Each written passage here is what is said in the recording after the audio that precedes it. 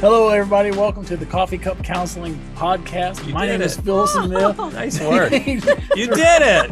Yay! Come on, give it up. Give it up. My name is Phil Smith. I am the director of the Mental Health Coach Program here at AACC. Thank you for being with us today. On my right, I am joined by... Hello, I am Lori Shepard. I am the Mental Health Coach Coordinator here at AACC. And to my right is... I'm John Eklund, Recovery Life founder, licensed clinical social worker, pastor at Temple City Church. And I'm so excited to be on Coffee Cup Counseling. Yay! Good job. Huh? We're really proud of you, Phil. Yeah. It only took 16 podcasts for you to figure out what the show is I'm called. eating too much of this fudge that we brought in here. I've eaten so much fudge that... Look at this. Just take a look at that right there. The sugar high is just completely clouding everything. This weighs 73 pounds. Yes. This bag right It weighed here. 100 pounds. Yeah, it weighed 100 half of pounds before I started I've eating eaten none of it. And Phil's been giving me a hard time about how much I eat. I haven't eaten one piece of that. The amount of food he just ate at lunch. It's a lie. It's amazing that he's still awake. It's amazing I'm awake after listening to you for 3 hours. So, all right. So I need to have a referee on here. You're the referee. Okay. Put it in perspective. I put myself to sleep when I talk, so we're good. We're good. Well, we're so excited. We have a very good friend of mine, Miss Tasha Ellington, is going to be joining us here, and she is incredibly fantastic in doing the work of trauma, working with folks through trauma. She's a certified trauma coach, and she's involved in our mental health coaching ministry. She is involved with our Recovery Alive ministry. She is just a jack of all trades, does a whole lot of stuff. Today, in fact, you were just at a middle school working with middle schoolers, teaching them a new word, apparently. No. We won't go there. Tell us what you were doing today with it. What were you doing with the middle schoolers? Tell us a little bit about that and how that opportunity came to be. That was a pretty cool thing. So I was invited to come speak to the middle schoolers today by a ministry called JoCo Angels. They work with opioid awareness, and the HEAT team, which is Heroin Education Action Team. And they wanted somebody from mental health background to come talk to these kids and just love on them. So that's what I did from 10 o'clock this morning until 3 o'clock this afternoon. I got to love on these kids and just listen to them. And it was pretty eye-opening, I must say. Well, you had sent me a text kind of during the middle of it, and you said it's just kind of tearing you up. What was going on that? I mean, what was, I know it's just, it pulls at your heart because I know it feels like it's your calling. What was going on that it just kind of hit you? What were you seeing? So after we would speak, we stood and we gave them an opportunity to come approach us if they wanted to. And we were just flooded by these young girls in the first session. And then it just kind of trickled on throughout the day. But they were just coming to us crying, and they just needed to be heard. Wow. And they needed to be seen. And they were desperate for somebody to just listen to them. And we were there. And it was like, wow, these kids they're going through some stuff. Well, part of my visit here, we're working, and I don't know if this is okay to talk about, we're working on a children and teen mental health coaching track. And I got a chance to do one of the modules on mental health, substance abuse issues and teens. And one of the things I talked about, how important it is to start talking to kids as early as possible about drugs and alcohol, and just some of the statistics, how early some of these kids are being exposed to just drug and alcohol messaging it's pretty shocking. I remember way back when it was, I think the American Association of Pediatrics did this study on media. And I know I'm old. Do you guys remember the Budweiser frogs? Oh, yeah. Yes. Yeah. So they did this study where they're saying 9-year-olds were they were equally able to identify the Budweiser frogs as they were Sesame Street characters, as they were like Mr. Rogers and things like that. So media works, Sure. Right? What they're exposed to works. And so it's great to have folks like yourself, Tasha, out there being an influence on these children. And that's part of what we're asking mental health coaches and coaches in general to do, is to be able to give some of this psychoeducation work. And, I'm going to pass it on to the rest of these guys to talk about. But I do also want to just mention Joco Angels, how cool of an organization that is. You want to share a little bit about who they are, Yes. which is pretty remarkable. Now, this is another thing, if you're a mental health coach out there, to say, hey, whatever I've been through, whatever's going on in my life, I have a voice. I can make a difference through the pain and through the struggle that I've been in. Tell folks a little bit about who Joco Angels are, how it started, because it's a pretty cool organization. Yeah, Joco Angels started because these ladies have children that have passed away from overdoses. And they decided to get together, and they were kind of helping each other out as a support group. And they just grew into this group of ladies that go all over the nation now. And they speak to children, and they speak to parents that have children that are addicts or may have passed away. And they just love on these people, and they give them resources, and they are amazing. They're doing great things, especially in our school systems. These kids, after seeing the work that they really do inside of these schools today, it is so important. These kids are living with addicts. They've seen addiction. They are going through addiction themselves. One of the 8th graders stood up today and told us how she was an addict for the past 2 years, and she had to get clean by herself because she couldn't tell anyone what she was doing. And she ended up staying with us the whole day and talking to all the classes. It was pretty incredible. And she felt comfortable to do that because Joco Angels opened the floor and helped these kids feel comfortable. It was pretty heart-wrenching to see some of the stuff today. How did you get tied up with John? And I know you're a strong part in the Recovery Alive ministry down there in Selma. So how did that all come out to be? Were you attending the church there and, you just saw the need, or what was going on? Well, I started attending church there, and that church was my last stop for church. I have come from a background of trauma, and church hurt is part of that. And so this was my last stop. And so when I got to this church, people just loved me for who I was, right where I was, and they embraced the broken and the messy. And they had this recovery program there that I had zero interest in. I didn't need recovery. But this lady kept bugging me for like 6 months. You should try this recovery program. I was like, no, I'm not sitting in a circle telling people my business. And so lo and behold, I ended up going one night, and here we are. I showed up, and I needed recovery. And How long ago was it? 2018, September 28th was my first time I walked in the doors. And not long after that was the first time I ever told anybody my story. Anybody, like for over 30 years, I never talked about it. So what are you doing in the meantime? Like, what is your profession? What were you doing? What is your occupation? What were you doing at this time?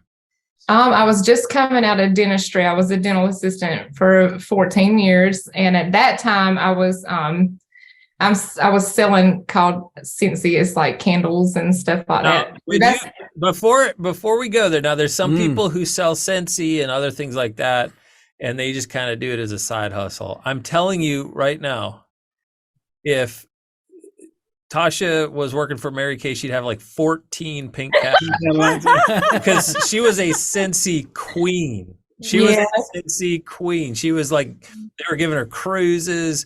They were, right? I mean, Little Miss Hustle, huh? She was, yeah. I just wanted to let you know, like when she says, "Oh, I was just kind of selling Scentsy on the side," it was true. It's true. I was like, it was my business. It was my job, and it was my full-time job. And I traveled, and I did all the fun things, and I had zero intention of landing where I landed, but God saw different.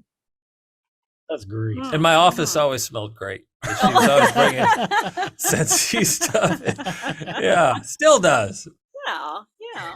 And I think that's important. We've talked to a couple of mental health coach folks in here about just how whatever you're doing, no matter if you feel like I'm officially in the ministry, or I've been, to school to become a counselor, or, I've gone to seminary, like none of that stuff is needed for you to answer the call on your life. Right. I think that's important. And the other part is like how this ministry, just like so many other people we've talked to, this ministry came out of your own hurt and your own healing journey. You said that up to this point, how old were you when you first came to Temple?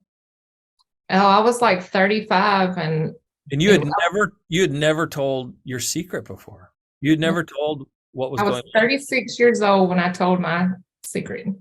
Mm-hmm. Why do people keep that stuff inside of them? You're seeing it with the middle schooler, right? She's eighth grade. She says, I was struggling with an addiction. I couldn't tell anybody. Why do people feel like they can't share that stuff?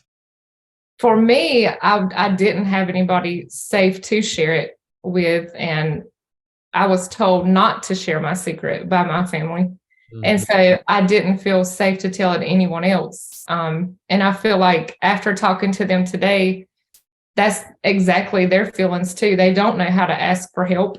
They don't know who to ask for help. And they feel ashamed to ask for help a lot of times because they don't want people to know what's going on in their home.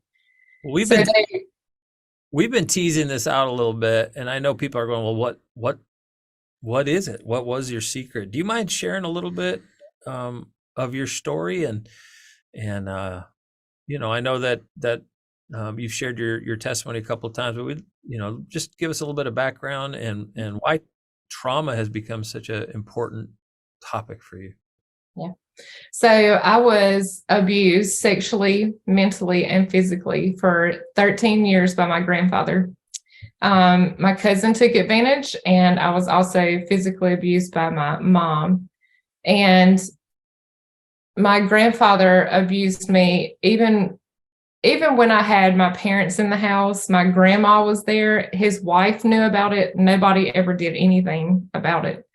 And when the secret at that time came out that I was being abused by him, nobody believed me.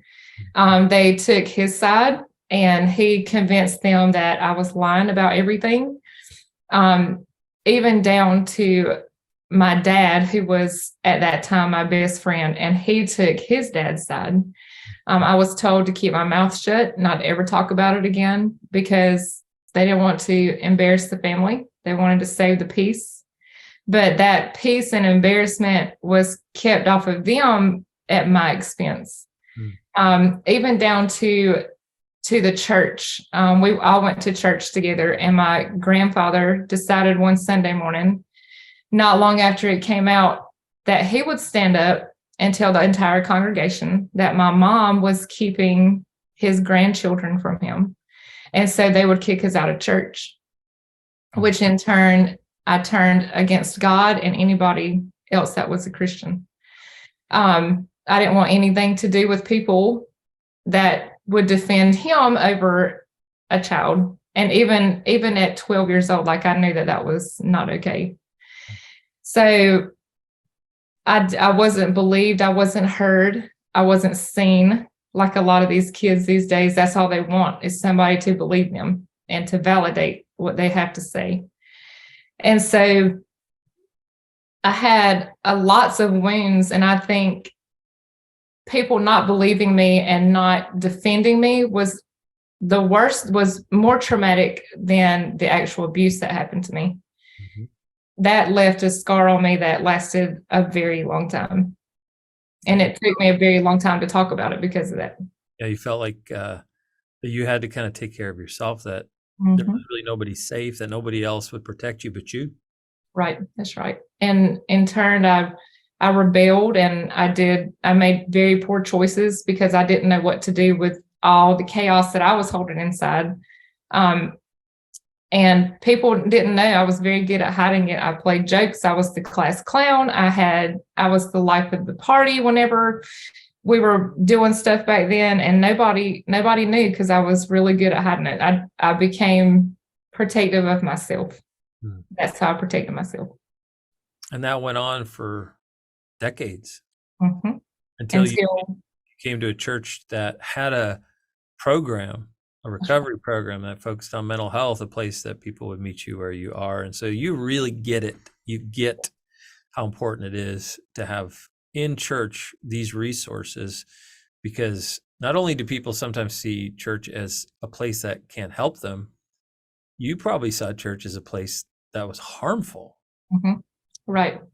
And so when I came to church this last time and I saw how different they treated you and how they embraced you right where you were, I was like, well, maybe not all churches are bad. And even today, talking to those kids, I know I keep bringing this up, but it's like, even today, talking to these kids, we were telling them about youth programs at church and how they can come sit in our office and not even talk about Jesus if they don't want to, but we emphasize church. Certain churches around the area that have programs that they can come to and people to love on them. And they will tell you, I'm not a Christian or I don't believe in Jesus. However, I want to tell my dad about it, because I think they need to know. They don't know that there's churches out there that actually care and that want to embrace them where they are. So it got their curiosity stirred up today about church. And well, maybe I don't have a safe person to talk to right now, but maybe I can go to one of these programs with these other teenagers and somebody will love me there. So that was pretty cool to see today. I feel like Tasha may know the answer to this, but I kind of want to hear you talk about it a little bit. Do you think if it wasn't for a church having this kind of a program in it, if the church didn't have this program, do you feel like maybe you would still be carrying this around? Absolutely. I had quit drinking not long before I started coming to church. And I often think to myself, where would I even be at if I didn't find the church that I found? I think I would like to think to myself that I would still be clean, but I'm not sure that I would. I'm not sure that I still wouldn't be carrying this stuff around and go back to exactly what I was doing beforehand. So when you went to the church, was it the way a particular person was guiding you, or was it the overall feel? What made you feel? What was that moment when you said, this is exactly where I need to be and where I need to start over? From the moment we walked in the door, people just loved on you. They didn't know who I was. And it's a pretty big church, but it has a small feel to it because people are so welcoming and they were hugging me and I didn't know these people. I'm like, what in the world is happening? And 6 months later, when I go to this recovery program, I was bribed into going to this recovery program because the girl knows that I like people. And so she's like, well, you can come meet people there. And they were the exact same way. They just loved on you and just embraced you. They didn't judge you. They didn't talk down to you. They didn't try to get in your business.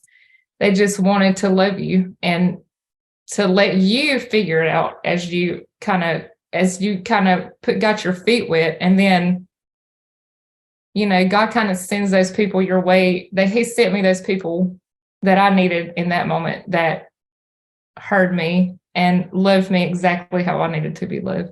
And he still sends those people in my church. You didn't have that moment in your life where you're like, it doesn't matter what it takes. I've got to get this fixed. I've got to deal with this. I'm going to go see a counselor. I'll pay whatever I got to pay. I'll travel whatever I got to travel. I got to deal with this. But in your case, you were just living through life, having found a way to manage it. Right. Exactly. The opportunity to work on that healing kind of fell in your lap. Yep, it did. I had no idea that I could even go to a counselor, or I never researched a counselor. I never did any of that because I went half of my, 30 years not having anything. I didn't know. I was oblivious to the fact that there were even counselors out there. Like I knew about them, but I wasn't interested in them. And like I said earlier, I went and I was like, I don't need this recovery stuff. I was just flying by the seat of my pants, literally just living life how it came. not knowing anything. And so, yeah, it absolutely fell right into my lap. Your particular struggle in your past with that sexual childhood trauma led you to a place where you're like, man, I want to start giving back, and in our 12-step program, that 12th step is you can't keep it unless you Give it away. give it away.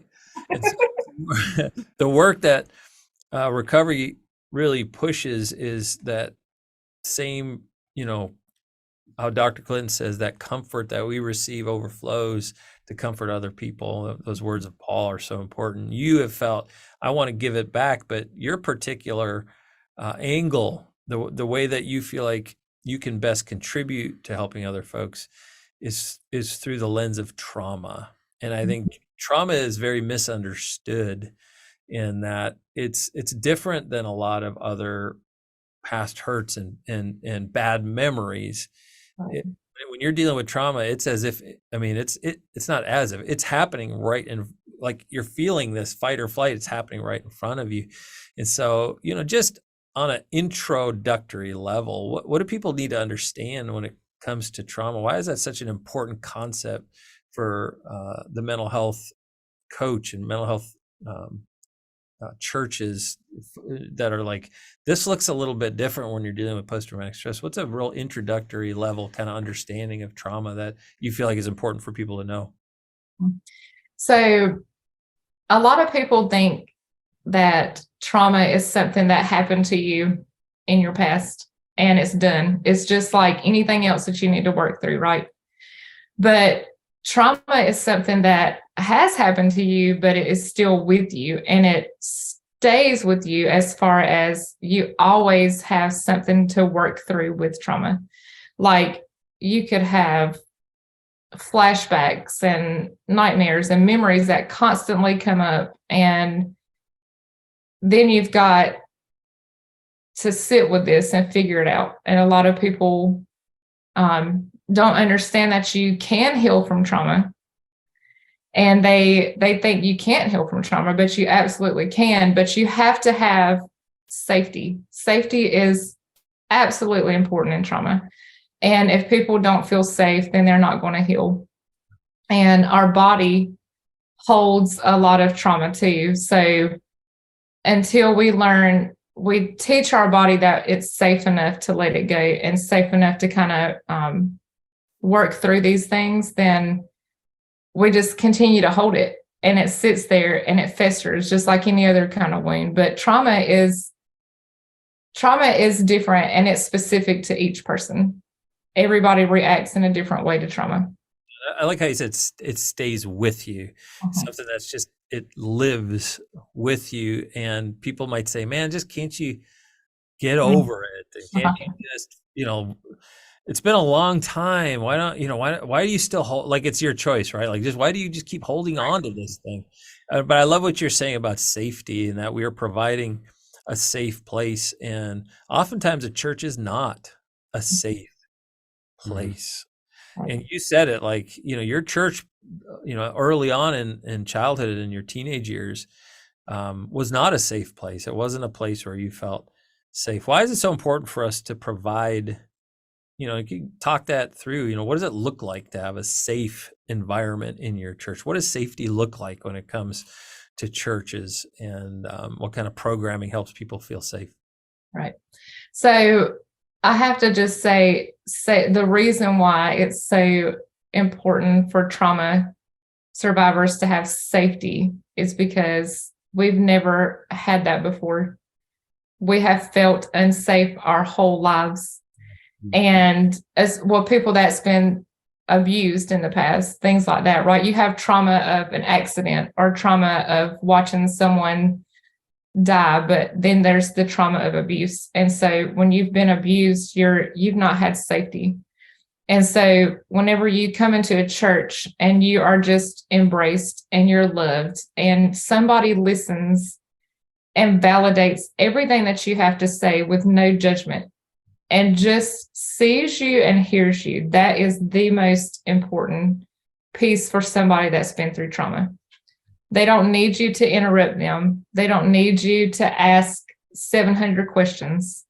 They don't need you to brush it off and say, well, that was 30 years ago. That's the worst thing you can say to a trauma survivor is, why can't you get over it? They just need you to sit down with them and listen to them and be there for them when they need you. That is critical too. If you've provided that safe place and they can't get connected to you again if they need you, then they're not going to trust you again. Tasha, in your in your journey through this and through your healing, I know you've gone through the program, and I guess I'm wondering, you probably didn't have a professional counselor right there with you through the process. It was led by volunteers, other survivors, other people who've gone through this, and I guess what I want our listeners to hear, and I guess it's always great for me to be reminded of it.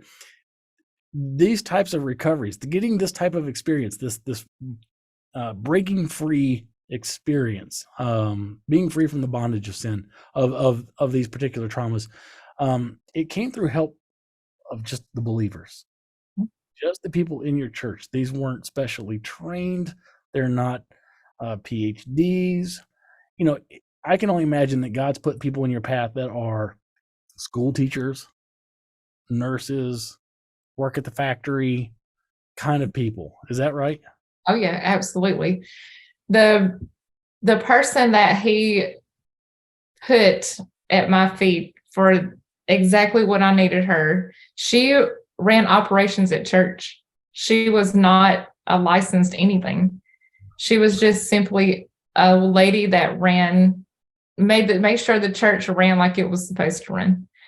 And then she helped me so much on my journey. And she is the first person I told everything to. And now I'm surrounded by people that work at a paving company, or they bake cakes for a living, and they do all kinds of things. And they don't have any license to do anything. And that's exactly the type of people that he used to help me. Nobody that has any kind of special title. Oftentimes we hear as coach, we deal with a lot of mental health coaches. I'm just not qualified to be that kind of a person. I have a high school degree, or do I have to have a college degree, or what's the amount of, and you want to just say it does take a little bit of training. So there's some great tips, some great points, some great ways to be a better listener and to help people work through those processes. But it's just everyday people, everyday people who are going to take the time to be there and be available. So that's my favorite part of in my opinion, my favorite part of your story is, you weren't surrounded by a team of psychologists or, in a center somewhere. You went to church. It dropped into your lap, and then just the people you see in the supermarket in Walmart are walking and holding your hands through this process. And they love Jesus, and they love me like Jesus would love me, and that's important too. Well, one of the things we like to do is, and we embarrass them. We say, "Listen, we're going to give you the last word. You're on your pulpit, you're on the mound, 27,000 people are looking at you. And if you could say one thing, if you could just impart one thing, what would you want everybody to understand? Or what do you wish you could convey? Is to not give up, period. If you feel like you're alone and you feel like you can't get help, there's somebody out there that wants to love you. And there's somebody out there that will love you. And they will help you to heal. You don't have to do this alone. And we weren't meant to do this alone. And there is a church that wants to embrace every piece of you. And there is somebody in that church that God has waiting for you to love you right where you are. No truer words. Wow. No truer words. Well, I've got to say, Tasha, listen, thank you for giving us your time, sharing with us your testimony. I appreciate you opening up. I know that people are going to hear this and be encouraged and inspired. And I think this is going to be one of our favorites, guys. Yeah, I don't know about you. I think this is going to be one of our favorites. So, thank you for taking the time out to share with us, and it's just been a real blessing to hear you share today. Thanks, buddy. Thanks, Tasha. Appreciate it, Tasha. Thank y'all. You.